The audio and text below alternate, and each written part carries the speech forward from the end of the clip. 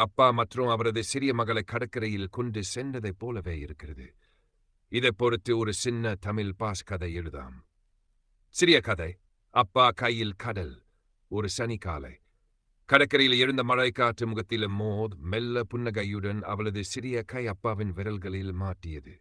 அப்பா, இதன பெரிய கடலை யார் செய்தது என அவர் கேட்க அவர் சிரித்தார். நம்ம கடவுள்தான். ஆனா உன் சிரிப்பெல்லாம் அதை விட அழகானது என்னார். அவர் சிலையாக நின்று கண்ணை திருப்பி கடலை பார்த்தாள். அப்பா, கடலும் உன்னை போலவே பாதுகாப்பான்னு தோணுது. அப்பாவின் கண்கள் வாடைகளில் நீ தீத்துளி போல மெலிந்தன். அவர் அவரது தலையை மெல்ல தடவினார். நீ எங்கே இருந்தாலும் என் கை உன் பக்கத்தில் இருக்குமா? அந்த நாளின் கடல் அலைகள் அப்பா மகள் பாசத்தின் சுவையோடு வீசியதா போல இருந்தது. நீங்க விரும்பினா உங்கள் பார்வைக்கேற்ப புது கதலும் எழுதி தரலாம். வேறொரு சூழ்நிலை, வயது, நிலை, உணவு ஆகியவற்றோடு. தயங்காமல் சொல்லுங்க.